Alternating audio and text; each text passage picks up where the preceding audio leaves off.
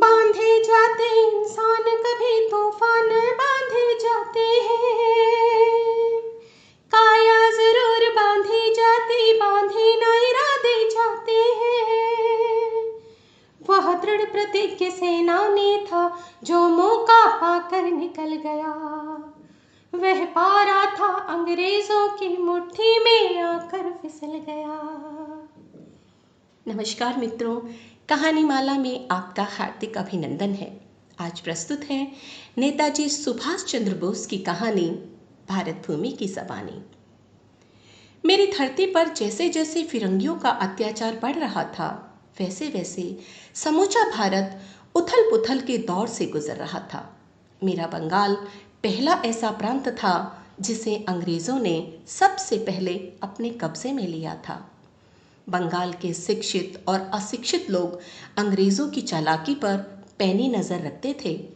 उन्हें उत्तर देने के लिए भी लालायित रहते थे। बंगाल का ऐसा ही होनहार युवक सुभाष चंद्र बोस था।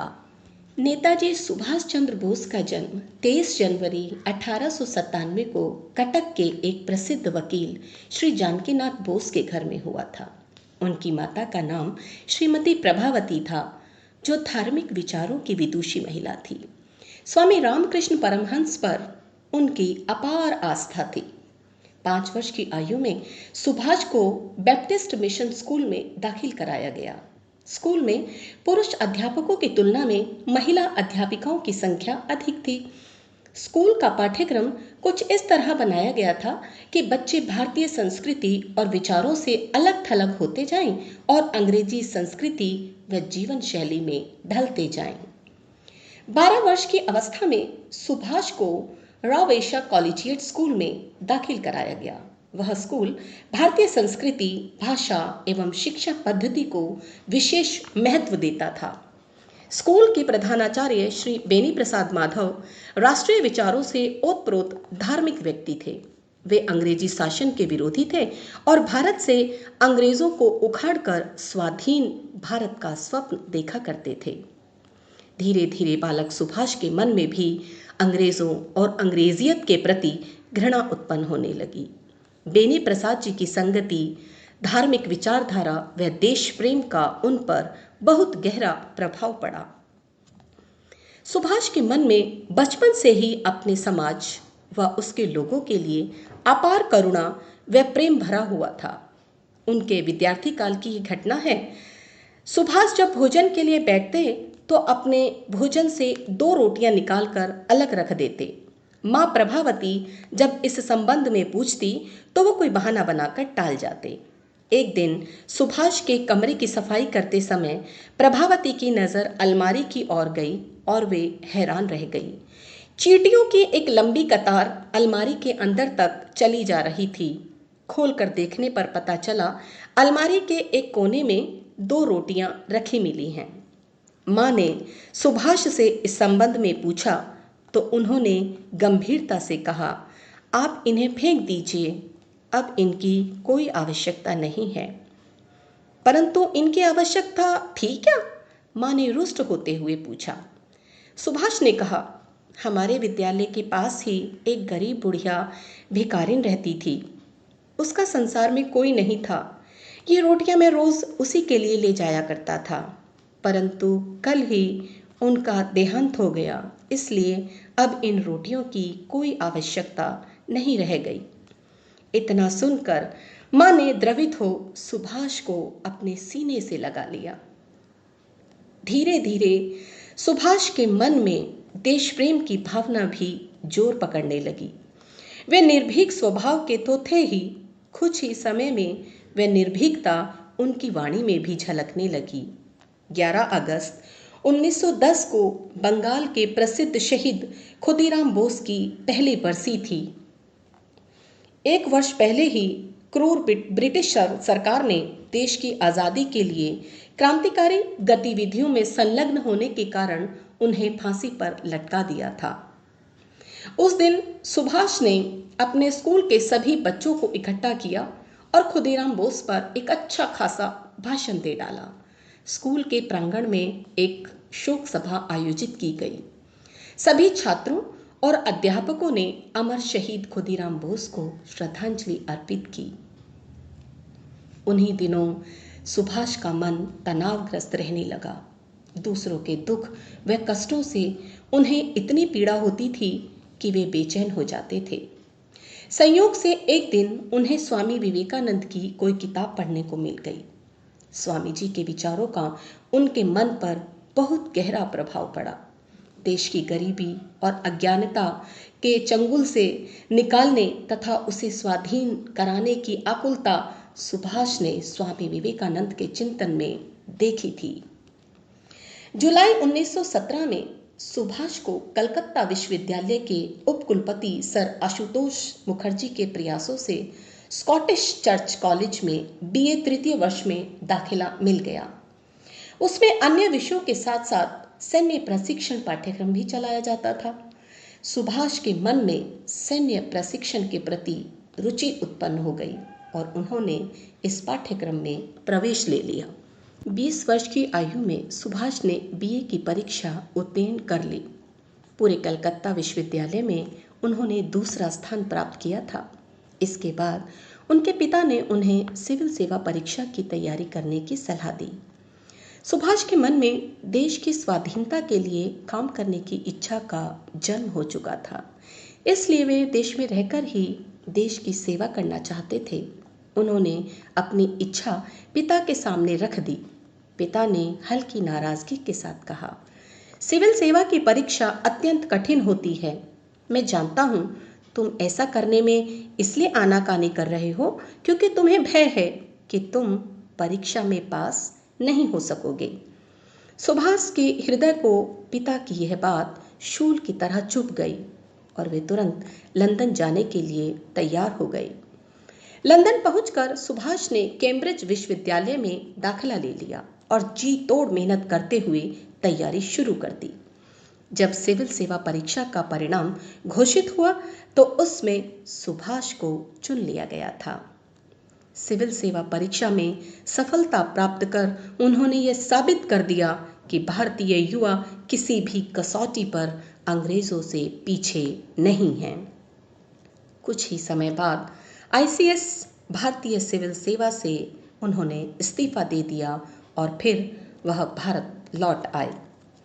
1921 में बैजवाड़ा में भारतीय राष्ट्रीय कांग्रेस के अधिवेशन में सुभाष चंद्र बोस को स्वयंसेवक सेना का सेनापति नियुक्त किया गया। दिसंबर 1921 में उन्हें अंग्रेज सरकार द्वारा गिरफ्तार कर लिया गया और 6 महीने के कारावास की सजा दी गई। यह सुभाष की पहली जेल यात्रा थी। जेल में रहते हुए ही एक दिन सुभाष ने अपने पहरे पर तैनात एक सिपाही को बुरी तरह डांट दिया क्योंकि वह उनके सचिव को अंदर आने से रोक रहा था। सिपाही ने सुभाष की शिकायत जेल के अधिकारी से कर दी और इसके बाद उन्हें बरहामपुर जेल में स्थानांतरित कर दिया गया। वहां कुछ दिन रखकर उन्हें फिर बर्मा की मांडले जेल भेज दिया गया। मांडले जेल में अनेक अपराधी कैद थे। सुभाष ने उनका मनोवैज्ञानिक अध्ययन किया। बर्मा में अंग्रेजों के प्रति स्थानीय स्तर पर विरोध, वहां की राजनीति तथा गुरिल्ला युद्ध के बारे में भी उन्हें काफी महत्वपूर्ण जानकारियां मिली। जेल से छूटकर वे स्वदेश वापस आ गए। नवंबर 1926 में बंगाल में प्रांतीय विधानमंडल के चुनाव हुए। उस समय वे जेल में ही थे। उन्होंने जेल में रहकर ही चुनाव लड़ा और भारी मतों के साथ वे कलकत्ता निर्वाचन क्षेत्र से चुन लिए गए। जेल से बाहर आकर उन्होंने देखा कि देश की हालत लगातार बिगड़ती जा रही थी। स्वराज पार्टी अपनी पहले वाली पकड़ खो चुकी थी। चारों तरफ हिंदू मुस्लिम दंगे भड़क चुके थे। ऐसी स्थिति में गांधी जी भी राजनीति से कुछ हटकर हरिजनोद्धार में लग गए। सुभाष ने लगभग 4 साल तक यूरोप के विभिन्न देशों का दौरा किया था। वे देश की आज़ादी के लिए गांधी जी की नीतियों से हटकर किसी अन्य विकल्प की तलाश में थे। 8 जनवरी 1938 को वो ब्रिटेन चले गए। उनके अनुपस्थिति में ही उन्हें कांग्रेस का अध्यक्ष चुन लिया गया।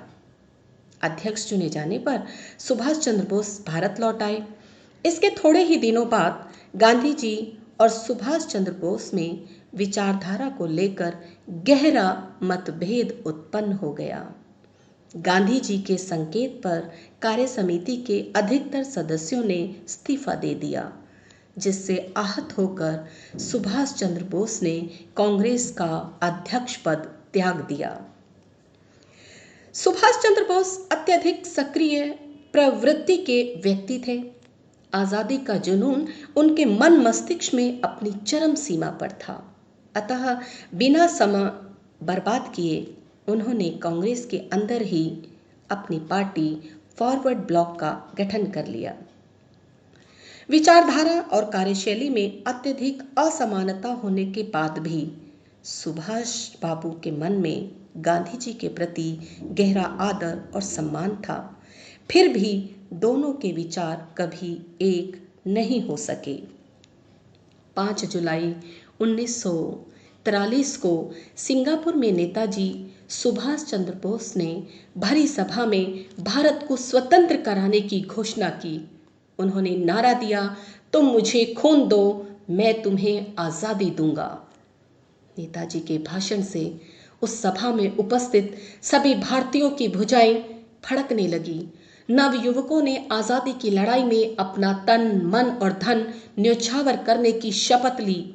स्त्रियों ने अपने आभूषण उतारकर नेताजी को भेंट कर दिए। उपस्थित लोगों ने अपने रक्त से प्रतिज्ञा पत्र पर हस्ताक्षर किए। इस संग्राम में स्त्रियां पुरुषों के कंधे से कंधा मिलाकर अंग्रेजों से लोहा ले रही थी। नेताजी ने अपनी आजाद हिंद फौज में भारी संख्या में स्त्रियों को भी सैनिक रूप में भर्ती किया था।